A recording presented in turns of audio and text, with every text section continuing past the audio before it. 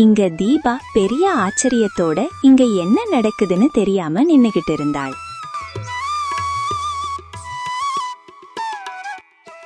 அப்போ சந்திரன் வழக்கம் போல வீட்டுக்கு வர்றான்.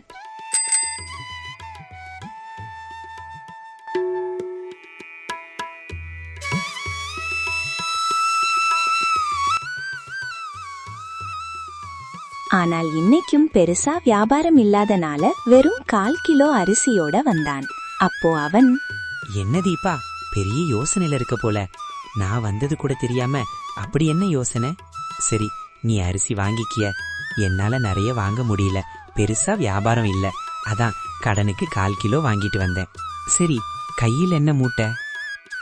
அது ஒன்னும் இல்லைங்க. என் தோழி ஜமீன்தார் ஐயா மனைவி பூஜா இங்க வந்தா. அவ நாம கஷ்டப்படுவதை பார்த்து ஏதாவது உதவி செய்யலாம் அப்படின்னு நினைச்சு ஜமீன்தார் ஐயா கிட்ட கேட்டு இந்த 3 லட்சம் பண மூட்டையை என் கையில தந்துட்டு போயிட்டா. ஓ, அப்படியா? ஜமீன்தார் ஐயாவும் அவங்க மனைவியும் உண்மையிலேயே ரொம்ப நல்லவங்க. நமக்கு இவ்ளோ காசு தந்து உதவி இருக்காங்க. நாம இதை வச்சு நல்ல தொழில் செஞ்சு நாமளும் பணக்காரராகலாம்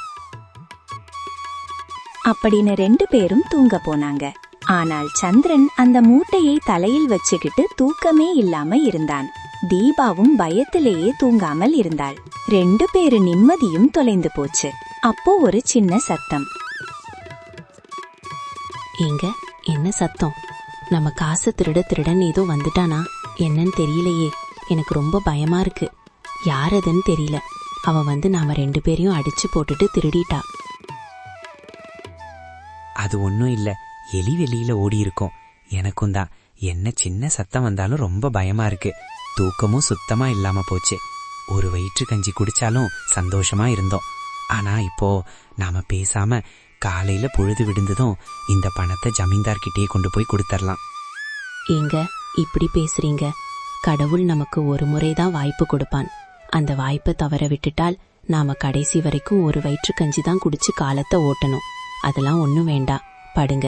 நாளைக்கு இதை நல்ல இடத்துல வச்சிடலாம் அப்படின்னு அவள் சொல்லிட்டு படுத்துட்டாள். 2 பேரும் பொழுது விடுகிற வரைக்கும் கண்ணை மூடாமல் அந்த பண மூட்டையை பாதுகாத்தாங்க.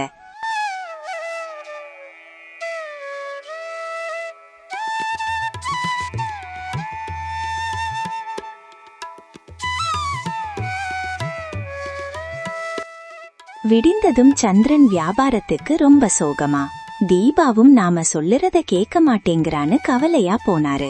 முட்டையை மறந்துட்டு